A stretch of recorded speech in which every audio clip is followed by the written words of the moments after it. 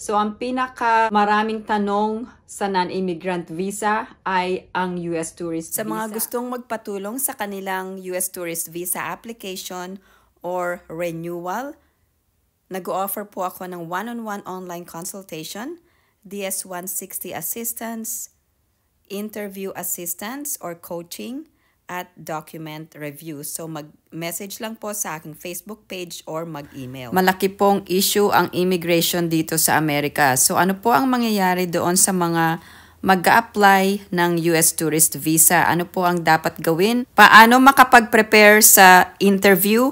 At sino-sino ang pwedeng ma-deny para makakuha ng US tourist visa? Mahigpit nang makakapasok ang mga tao or mga aplikante na threat sa national security, public safety at border security. Marami na pong bagong rules.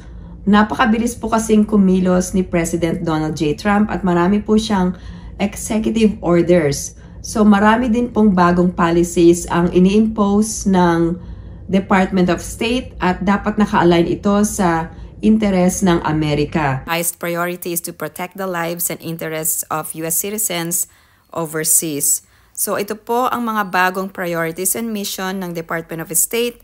Ang mga pondo na inilalaan ng Department of State ay para sa program or policy na ma-justify na America should stay safer, stronger, or more prosperous. Priority ng Trump administration ang pag-deter sa illegal immigration. At pangalawa ay para mapigil ang visa fraud. Mas mahigpit na ang pag-verify sa mga visa applicants pagdating sa identity, nationality at travel patterns. Titignan rin ang mga public posts sa inyong social media accounts. Ano po ba ang mga bagong requirements sa mga mag-a-apply ng US tourist visa? Yung mga bagong update ay nakalagay sa One Big Beautiful Bill at ito ay naipasa noong July 4. At isa na dito ay ang tinatawag na Visa Integrity Fee. Ang fee na ito ay on top of existing visa application fee. So para ito sa condition na hindi ka mag-work sa US at magde-depart ka sa US no later than 5 days from the date of the visa expiration. Ano po bang dahilan kung bakit may visa integrity fee? Unang-una, para ma-deter ang visa overstays. Pangalawa, para ma-fund ang border security.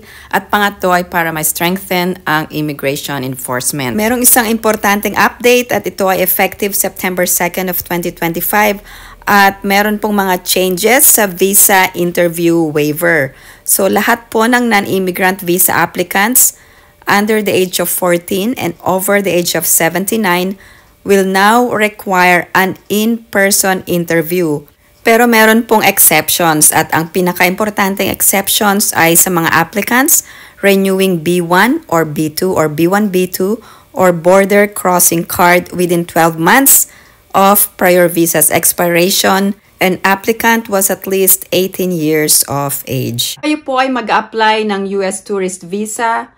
Meron pong tinatawag na presumption na nasa batas, US Immigration and Nationality Act 214B. Ibig sabihin, meron pong presumption na lahat po na mag-a-apply ng US tourist visa ay magiging immigrant sa Amerika or intending immigrant sa Amerika. Ibig sabihin, yung mga consular officer na mag-interview sa inyo, meron po silang inaakala na kayo ay mag-stay permanently sa US. So, ang dapat nyo pong gawin ay i-overcome ang presumption na ito.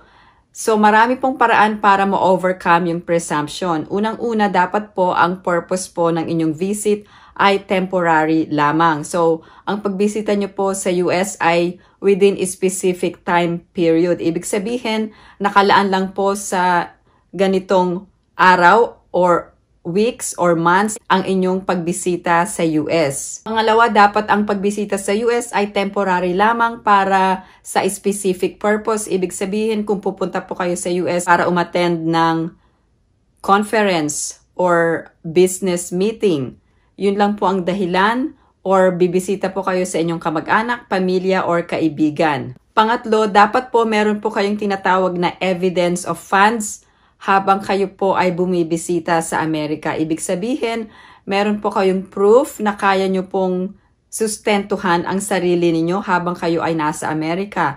Ibig sabihin, dapat meron po kayong funds sa inyong accommodation, sa pagkain, at sa pagbiyahe or transportation. So, sa mga nag-a-apply po ng US Tourist Visa, marami po ang nagtatanong, meron po akong sponsor, pwede po bang mag-sponsor sa akin ng aking pamilya or kaibigan na nasa Amerika? Kung kayo po ay merong sponsor sa US na magko-cover ng inyong expenses, pwede po ito. Pero hindi po ito dahilan kung bakit po kayo ma-approve. Dapat po ang inyong contact sa US ay kaya pong mag-provide ng accommodation or food or transportation habang kayo po ay nasa Amerika. Pang-apat, para ma-remove ang presumption na kayo po ay intending immigrant, dapat kailangan nyo pong i-provide na meron po kayong bahay or residence sa Pilipinas or meron po kayong tinatawag na social ties. Ang social ties po, ito po yung nagbibigay po sa inyo ng dahilan kung bakit po kayo babalik sa Pilipinas. Unang-una, kung meron po kayong trabaho or kayo po ay estudyante or meron po kayong negosyo sa Pilipinas. Ito po yung mga dahilan kung bakit po kayo babalik sa Pilipinas. At ito po ay para i-prove na meron po kayong ties or strong ties sa Pilipinas. Kung kayo po ay mag-apply ng US Tourist Visa, kailangan nyo pong magbayad ng MRV fee. Pangalawa, dapat po mag-fill out po kayo ng DS-160 form. Laging i-check ang website ng US Embassy Manila regarding eligibility of your visa renewal. Pwede ka pa rin mag-qualify for no interview. Pwedeng i-drop off ang mga documents sa Visa Application Center or To Go Express. Ang To Go Express ay ang bagong courier for visa applications effective August 1st of 2025.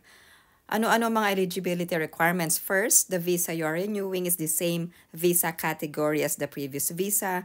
Second, your previous visa is still valid or has been expired for less than 12 months and you have not been refused for a US visa. At pangatlo, bago po itong rule, you are a citizen or resident of the Philippines and you are in the Philippines when you apply. Their new rule is that your previous visa was not annotated clearance received or waiver granted.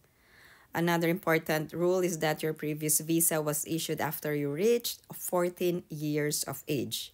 So, kailangan mag-match ang information sa inyong passport. Also, you have never been arrested in the Philippines, the US, or any other country, even if subject of a pardon. And then you have not requested an extension or change of status through USCIS. Kung applicable, submit an original copy of your marriage certificate or declaration of nullity of marriage issued by the PSA. And then yung category, B1, B2, C1D, FM, or J visas. Kung hindi kumpleto ang mga documents or hindi ka eligible, hindi ka pwedeng makakuha ng interview waiver. Also, it is not a guarantee that you will get an interview waiver. Salamat po sa pagsubaybay sa aking YouTube channel. Kung meron po kayong katanungan at comments, send na lang po sa comment section below. And meron din po akong Facebook page. Paki-like na lang po and follow. At kung meron po kayong mensahe, pwede po kayong mag-direct message sa aking Facebook page. Pwede rin po kayong mag-email sa dualprivilege@gmail.com. Thank you everyone for watching. I hope everyone is staying safe and have a great day.